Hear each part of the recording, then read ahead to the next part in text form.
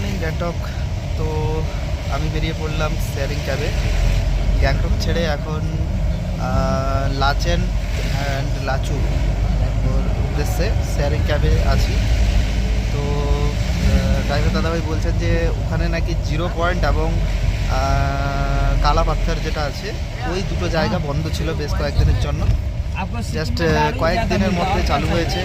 তো চেষ্টা করব, দেখবো যদি আমি পারি ওই জায়গাতেও যাওয়ার চেষ্টা করব। আর যেটা মনে মনে ভাবছিলাম যে আশা নিয়ে, ওয়েদারটা খারাপ ছিল, ওয়েদারটা একটু ভালো হয়ে যাক এটা প্রার্থনা করছিলাম। যাই হোক ওয়েদার অনেকটাই ভালো, তোমাদের ওয়েদারটা দেখাচ্ছি। এখন সূর্য উঠেছে, অনেক সুন্দর ওয়েদার। ব্যাক ক্যামেরা করে দেখাচ্ছি তোমাদেরকে। ওয়েদারটা খুব সুন্দর। গাড়িতে কিছু প্রবলেম হওয়ার জন্য গাড়িটা আমাদের এখানে একটু কাজ করানো হচ্ছে, তো দাঁড়িয়েছি। যাই হোক, ওখানে দাদা বললো যে সকাল 9টা থেকে কিন্তু সমস্ত শেয়ারিং গাড়ি ছেড়ে দেয়, আগে থেকে বুকিং করা থাকলে খুবই ভালো হয়। তো আমার একটু আসতে লেট হয়ে গেছে। যাই হোক 10 জন ট্যুরিস্ট সবাই প্রায় একই টাইমে পৌঁছেছি এবং আমরা কিন্তু এখান থেকে লাচেনের উদ্দেশ্যে রওনা করেছি। ওয়েদারটা অনেকটাই ভালো আগামীকালকের তুলনায়। জাস্ট ওপরে পাহাড়ে, ওই যে দেখাচ্ছি ওপরে পাহাড়ে হয়তো ওপরে একটু বৃষ্টি হচ্ছে, কিন্তু এখানে পুরোপুরি রৌদ্রোজ্জ্বল আবহাওয়া। এই হলো আমাদের গাড়ি। তো গাড়ির কাজ শেষ করে আমাদের বেরোতে বেরোতে ঘড়িতে টাইম অ্যাপ্রক্সিমেট 12টা, দুপুর 12টার দিকে আমরা আমাদের গাড়ি ছাড়লো গ্যাংটক থেকে। তো এখন আমাদের রাস্তাতে লাঞ্চ হবে। তো বর্তমান আমরা প্রায় অনেকটা রাস্তাই ওপরে যেতে হবে। তো অ্যাপ্রক্সিমেট ঘুরে ঘুরে এরকম একটা ব্যাপার যেতে হচ্ছে আমাদের, প্রায় 9 ঘন্টার কাছাকাছি লাগতে পারে। এখন আমাদের প্রথম স্টপ হবে 7 সিস্টার ওয়াটারফল দর্শন করা। তো আমরা 7 সিস্টার ওয়াটারফলে পৌঁছে তারপর ওখানে কিছু ছবি শ্যুট করে এবং কিছু ভিডিও করে তারপরে আমরা আবার রওনা দেব একই রাস্তা ধরে। এখানে প্রাকৃতিক সৌন্দর্য উপভোগ করতে করতে তোমাদের বেশ কিছু ইনফরমেশান আমি দিয়ে দিই। অ্যাট ফার্স্ট তোমরা যেদিন শিলিগুড়ি পৌঁছাবে, শিলিগুড়ি থেকে তোমরা গ্যাংটক পৌঁছালে ওই দিনই, তারপরে কিন্তু ওই দিন তোমরা খাওয়া দাওয়া করে যে হোটেল তোমাদের আগে থেকে বুকিং থাকবে সেখানে তোমরা রাত্রিবাসটা করে নাও এবং চেষ্টা করবে হোটেলে না খেয়ে বা হোটেলে ফুড ইনক্লুড না করে তোমরা বাইরে কোথাও খাওয়ার চেষ্টা করো। এতে তোমাদের কিছুটা অ্যামাউন্ট বেঁচে যাবে এবং তোমরা কিন্তু ভেরিয়াস কিছু খাবার তোমরা খেতে পারো। হ্যাঁ, এটা ঠিক, এখানে কোনো বাঙালি খাওয়ার একটু খোঁজার ব্যাপার রয়েছে, অবশ্যই তোমরা একটু খুঁজলে পেয়ে যাবে। আমি দুটো বাঙালি হোটেলের নাম তোমাদের বলে দিই, যেটা এমজি রোডে পেয়ে যাবে তোমরা। এক হচ্ছে অন্নপূর্ণা হোটেল অ্যান্ড রেস্টুরেন্ট, আর একটা পেয়ে যাবে তোমরা কলকাতা রেস্তোরাঁ বলে। তো এই দুটো হোটেল তোমরা কিন্তু চেক করতে পারো, এখানে খাওয়া দাওয়ার মান খুব ভালো। দুটো জায়গাতেই মাছ ভাত, ডাল, মাংস এবং রাত্রিবেলা তোমরা রুটি যদি খেতে চাও রুটি তড়কা সব কিছুই কিন্তু তোমরা পেয়ে যাবে। ভেরিয়াস খাবারের জন্য তোমাদের বললাম। এছাড়া তোমরা যদি হোটেলে ফুড ইনক্লুড রাখো তাহলে ওরা যেমনটা খেতে দেবে, তোমরা যদি ভেজ খাবার নাও তাহলে ভেজ দেবে এবং তোমরা যদি ননভেজ ইনক্লুড করে রাখো তাহলে তোমরা ননভেজ খাবার পেয়ে যাবে। এরপরে ভালো করে একটা টেনে ঘুম দেওয়ার পরে পরের দিন সকাল সকাল 9টার মধ্যে তোমরা হাজির হয়ে যাও বাজরা স্ট্যান্ডে, যেই স্ট্যান্ড থেকে সমস্ত ট্যাক্সি, শেয়ার গাড়ি অথবা যে অর্গানাইজারের কাছে তোমাদের ট্যুর অর্গানাইজড হয়েছে সেই অর্গানাইজারের গাড়ি সব কিছুই কিন্তু ওই বাজরা স্ট্যান্ড থেকেই ছাড়ে। সকাল 9টার মধ্যে পৌঁছে গিয়ে বাজরা স্ট্যান্ডে তোমাদের অর্গানাইজারের সাথে যোগাযোগ করে তোমরা কিন্তু তোমাদের শেয়ার গাড়ি বুক করে নাও অথবা তোমাদের প্রি বুকিং থাকা শেয়ার গাড়িতে তোমরা উঠে পড়ো। এরপরে গাড়ি ধরে তোমাদের সোজা চলে যেতে হবে first location 7 sister waterfall. 7 sister waterfall যেখানে দেখছো তোমরা ওখানে কিন্তু কিছু টিফিন করে নিতে পারো। আর সাথে ব্যাগে অবশ্যই তোমরা গ্যাংটক থেকে O2 বা অক্সিজেন সিলিন্ডার যতজন থাকবে তত পিস নিয়ে রাখার চেষ্টা করবে। আর মোশন সিকনেসের ট্যাবলেট এবং বেশ কিছু খাওয়া দাওয়ার জিনিসপত্র, যেগুলো শুকনো খাওয়ার, তোমরা কিন্তু ব্যাগের মধ্যে রাখো এবং জল রাখো। কারণ যত জিনিস তোমরা কিনতে চাইবে ওপরে গিয়ে, সমস্ত জিনিসের দাম যত ওপরে যাবে তত আস্তে আস্তে বাড়তে থাকবে। তো আমি এখন পৌঁছে গেলাম সেভেন সিস্টার ওয়াটারফলসে। তো ওয়াটারফলের দিকে একটুখানি যাচ্ছি তোমাদের পুরো ভিউটা দেখানোর জন্য। ওয়েদারটা আমাদের সহায়ই আছে, কারণ বৃষ্টি হচ্ছে না। হ্যাঁ, একটু মেঘলা আছে ঠিকই, কারণ পাহাড়ি এলাকাতে এরকম হতেই পারে, কিন্তু আমাদের সহায় রয়েছে। এখানে গৌতম বুদ্ধের একটা প্রতিকৃতি উপরে, আর হলো এই হলো ওয়াটারফলের নিচ পোর্শনটা। সারা বছরই জল থাকে প্রায়। আর ওই হলো আমাদের ওয়াটারফল।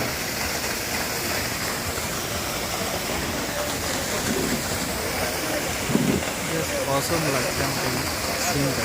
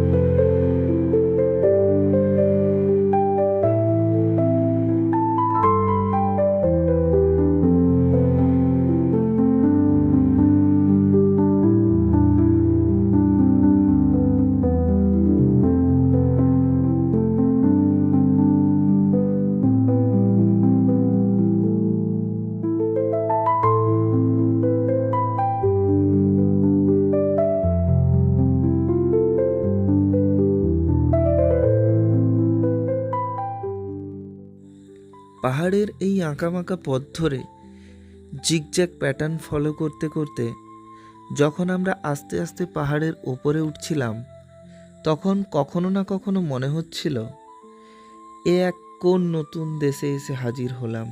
কংক্রিটের জঞ্জাল ছেড়ে পাহাড়ের কোলে এ কোন অজানা শহর। বাস্তবের সাথে মিলে যাওয়া এক নতুন অ্যাডভেঞ্চারের খোঁজে, এক নতুন জীবনের অধ্যায়ের খোঁজে বেরিয়ে পড়া এক শালিক, যার হাত ধরে এক নতুন জীবন, এক নতুন অধ্যায়ের সূচনা হোক। যে অধ্যায়ে থাকবে না কোনো দায়িত্ববোধ, থাকবে না কোনো চেঁচামেচি, থাকবে না কোনো সময়ের উপেক্ষা, থাকবে শুধু একটু হাত বাড়িয়ে পাহাড়ের কোলে ভেসে আসা ছোট ছোট মেঘকে ছুঁয়ে দেখা, থাকবে পাহাড়ের অচেনা গন্ধ, থাকবে পাহাড়ি নদীর আর্তনাদ, আর থাকবে অচেনা পাহাড়ি পাখির কুজন, থাকবে রাতের অন্ধকারে নিস্তব্ধ দাঁড়িয়ে থাকা পাহাড়ের কান্না, আর থাকবে শীতল ঠান্ডা অক্সিজেন, আর থাকবে চিরনিদ্রার শান্তি। শান্তি আর শান্তি, শুধু শান্তি। আমরা এন্টার করলাম নর্থ সিকিম। সামনে অনেকগুলো চেকপোস্ট রয়েছে। তো প্রত্যেকটা চেকপোস্টে কিন্তু আমাদের সমস্ত ডকুমেন্টস আমাদের সাবমিট করতে হবে এবং ভেরিফাই করতে হবে।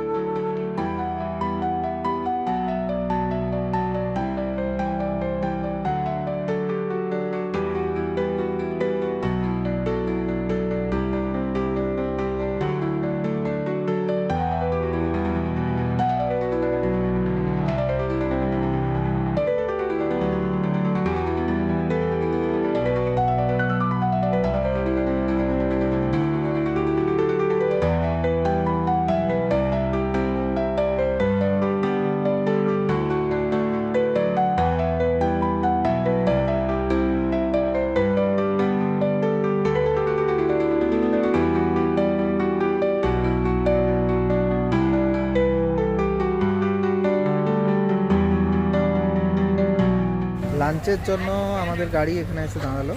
তো এই হচ্ছে হোটেল, এই হচ্ছে আমাদের গাড়ি লাঞ্চের জন্য এখানে দাঁড়িয়েছি। তো হালকা হালকা বৃষ্টি পড়ছে, ওয়েদারটা একটু খারাপ হচ্ছে দেখছি। তো অনেকেই ফটোশ্যুট করছে এখানটাতে, চারদিকে দেখা যাচ্ছে। যাই হোক, এটা বিশাল বড় পাথর, এটা পাহাড়ের পাথর। ঠিক আছে, বৃষ্টি পড়ছে তো গাড়িতে উঠে যাবো, কারণ খাওয়া দাওয়া হয়ে গেছে এখানে। তো লাঞ্চ তোমাদের প্যাকেজে ইনক্লুড থাকবে, এবং যেখানে খাওয়া দাওয়া হবে সেখানে তোমাদের খালি বলতে হবে যে তুমি ভেজ খাবে না নন ভেজ খাবে। তো ভেজ হলে তোমাকে ভেজ দিয়ে দেবে, আর নন ভেজ হলে আশা করি চিকেন থাকবে। তো এইভাবেই আমাদের খাওয়া দাওয়া শেষ হলো, এবং খাওয়া দাওয়া শেষ করে কিন্তু আমরা আবার গাড়িতে উঠে পড়লাম। পাহাড়ি নদীর এই মানে ভয়ঙ্কর রূপ দেখতে দেখতে আমরা এগোচ্ছি। পাহাড়ি রাস্তার প্রতিটা পদক্ষেপেই অ্যাডভেঞ্চার লুকিয়ে রয়েছে। আমরা যে রাস্তা দিয়ে যাচ্ছি ওই রাস্তাতে বেশ কিছু পুল রয়েছে, যেতে ভয় লাগছে। বেশ কিছু জায়গাতে এমনভাবে পরিস্থিতি রয়েছে যেন দেখে ভয় লাগছে, কিন্তু প্রত্যেকটা জার্নিকে এনজয় করা উচিত। একটা কথা বলতে খুব ইচ্ছে করছে, वक्त के साथ साथ मंजिल तो आ जाएगा दोस्तों, সফর কা মজা লো। এখানে একটা ব্রিজ ছিল, যে ব্রিজটি বন্যার জলে ভেসে গেছে। তো এখন কিন্তু এখানটাতে এইভাবে টেম্পোরারি অনেক ব্রিজ রয়েছে, যেগুলো ইন্ডিয়ান আর্মি দ্বারা নির্মিত, এবং যোগাযোগ ব্যবস্থা না হলে খুবভাবে বিপর্যস্ত হয়েছিল। তো তাই কিন্তু এই সব ধরনের ব্রিজগুলোতে অ্যাট এ টাইম সিঙ্গেল কার এখানটাতে এন্ট্রি করতে পারবে। তো দুই পাশেই কিন্তু আর্মি জওয়ানরা দাঁড়িয়ে আছেন আমাদের সুরক্ষায়, আমাদের হেফাজতের জন্য। তো ওনাদের সব সময় শতকোটি স্যালুট।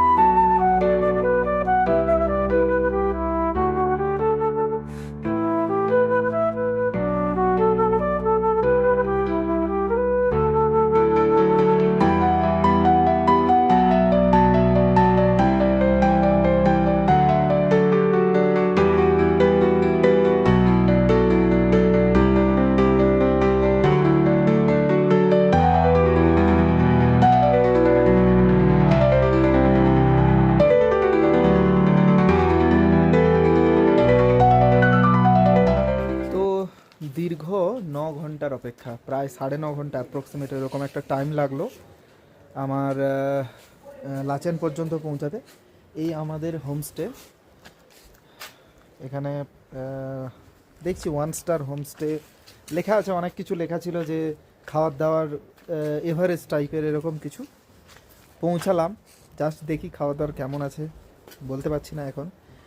তো রুম যেটা দেখছি, রুমটা যখন তোমাদের দেখাচ্ছি রুমটা কেমন, রুমটা কিন্তু খুব সুন্দর লাগছে আমাকে। কারণ 1 স্টার রেটিংয়ের যে রুমটা এখানে আর গ্যাংটকে যে 3 স্টার রেটিংয়ের রুম, মানে দুটো আকাশ পাতাল পার্থক্য বুঝতে পারছি। যে গ্যাংটকে 3 স্টারের মানে ধারে কাছেও নেই এটা। এই 1 স্টারের রুম অনেক ভালো, অনেক পরিষ্কার সব কিছু, বেডশিট ফেডশিট সব পরিষ্কার একদম। যাই হোক, এনাদের কোনো ফোন নাম্বার এখানে দেখতে পাচ্ছি না, ভেতরে হয়তো আছে। নামটা দেখাই, ওই একটা নাম দেখতে পাচ্ছি, কী লেখা আছে, ইসি হোটেল ইকোনেস্ট। যাই হোক, হোটেল ইকোনেস্ট আমাদের এই হলো গাড়ি। এই গাড়িতে এসে পরপর অনেকগুলো গাড়ি রয়েছে এখানটাতে, সবাই পৌঁছেছে। তো যাই হোক, যেটা যে আমাদের কিন্তু ল্যান্ডস্লাইডের জন্য কালা পাথর, যেটাকে বলে কালা পাহাড়, কালা পাথর, ওই কালা পাথর কিন্তু ল্যান্ডস্লাইডের জন্য ব্লকেজ ছিল। তো জানি না কপাল ভালো কি খারাপ জানি না, আজ কিন্তু বিকেল 4টে থেকে ওটা ওপেন হয়েছে, আমাদের ড্রাইভার দাদা বলল। তো আমি তো একা আছি, বাকি 9 জন, মানে আমার এই শেয়ারিং গাড়িতে 10 জন করে থাকে, বাকি 9 জন যদি হ্যাঁ বলে, মানে সবাই যদি হ্যাঁ বলে তবেই কিন্তু ওরা নিয়ে যাবে। তার মধ্যে যদি ওরা না বলে তাহলে আমি একা হ্যাঁ বললেও কিন্তু আমাকে কালাপাথর নিয়ে যাবে না। তো যাই হোক, আমার ওটা ইনক্লুড ছিল না। ওটা যদি ইনক্লুড করা হয় তাতে এক্সট্রা পড়বে পার গাড়ি 3,500 টাকা। সে তোমরা 1 জন থাকো আর 10 জন থাকো, 3,500 টাকা ডিভাইড হবে। তো এই কারণে কিন্তু ওরা না না না না করছে। তো আমি যতটা সম্ভব মানানোর চেষ্টা করলাম, দেখি যদি ওরা হ্যাঁ বলে তাহলে কিন্তু আমরা কালকে কালাপাথর যাচ্ছি। তো যেটা বললেন যে গুরুদাংমাল লেকে কিন্তু অনেক হাইট, কিন্তু ওখানে বরফ টরফ কিছু পাওয়া যাবে না তেমন একটা। তো কালাপাথর যেটা, ওখানে কিন্তু মাস্ট বি বরফ পাওয়া যাবে। এবং আমরা যদি ভোর ভোর এখান থেকে 5:30 বা 6টার মধ্যে যদি বেরিয়ে যেতে পারি তাহলে কিন্তু আরামসে আমরা অনেকটা এগিয়ে, আরও 1.5-2 কিলোমিটার এগিয়ে যেতে পারবো এবং বরফটা ভালোভাবে পেতে পারি এবং একটু বেশি টাইম স্পেন্ড করতে পারি ওখানটাতে। ড্রাইভার দাদা যেমনটা বললেন তেমনটাই আমরা চেষ্টা করছি সবাইকে মানানোর, যাতে সবাই যেতে পারি আর কি। কারণ সবাই তো আর হুটহাট করে শিলিগুড়ি গ্যাংটক আসা সম্ভব হয় না। তো তোমাদের যদি যাই তাহলে তোমাদেরকে ভিউটা দেখাবো। আর বর্তমানে আমি তোমাদের রুমটা দেখাই, তারপর খাওয়া দাওয়ার কাছে যাচ্ছি। তো রুম জাস্ট চেক ইন করা মাত্রই কিন্তু আমি চলে এলাম খেতে, কারণ প্রচুর খিদে লাগছে। বেসিনে যখন যাই হাত ধুই, হাত পুরো একদম কলাপস হয়ে গেছে। যাই হোক, তোমাদের ডাইনিংটা দেখাই। ডাইনিং ট্র্যাডিশনাল, একদম পা তুলে বসার মতো জায়গা, খুব সুন্দর, ভালো লাগলো জায়গাটা। তো এই হলো আমার রুম, রুম নাম্বার 101। আমাদের রুমটা জাস্ট দেখাই।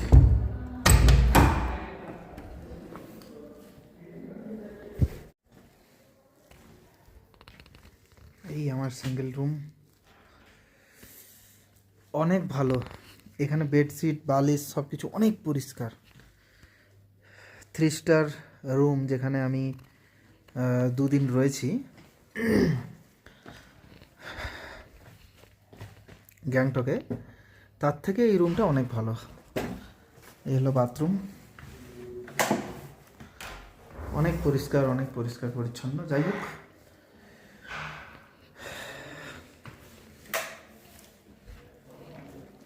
আর ভালো লাগছে না, শুয়ে পড়তে হবে এবার। তো আজকের ভিডিওটা এখানেই কমপ্লিট করছি।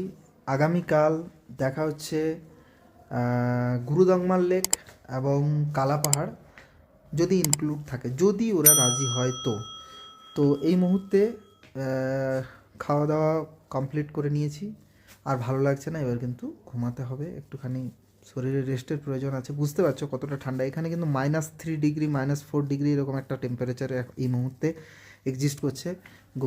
গুগলে দেখলাম। তো যার কারণে কিন্তু আর ভালো লাগছে না, শরীরটা খুবই মানে টায়ার্ড লাগছে এতটা রাস্তা। আর একটা ব্যাপার হচ্ছে তিনখানা ব্রিজ মাঝখানে ভাঙা ছিল, যার কারণে কিন্তু আমরা মানে আমাদের গাইড দাদা এবং যে ড্রাইভার ছিলেন উনি বললেন যে এটা দিয়ে যাওয়া যাবে না, মেন রাস্তা দিয়ে যাওয়া যাবে না, ঘুরে ফিরে এক্সট্রা আমাদের অ্যাকচুয়ালি হয় 120 কিলোমিটার এরকম একটা রাস্তা হয়, আমাদেরকে আসতে হলো অ্যাপ্রক্সিমেট 205-10 কিলোমিটার এরকম একটা রাস্তা আমাদেরকে আসতে হলো এক্সট্রা ঘুরে ঘুরে, যাতে ওই তিনখানা ব্রিজ ল্যান্ডস্লাইড হওয়ার পরে এবং কয়েকদিন বৃষ্টি হওয়ার জন্য যে ল্যান্ডস্লাইড হয়েছিল তার জন্য ব্রিজ ভাঙা আছে, কাজ চলছে। তো যাই হোক, আজকের ভিডিও এখানেই সমাপ্ত করছি। ভালো থাকো, সুস্থ থাকো, দেখা হচ্ছে নেক্সট পার্ট। গুরুদাম মাল্লিক।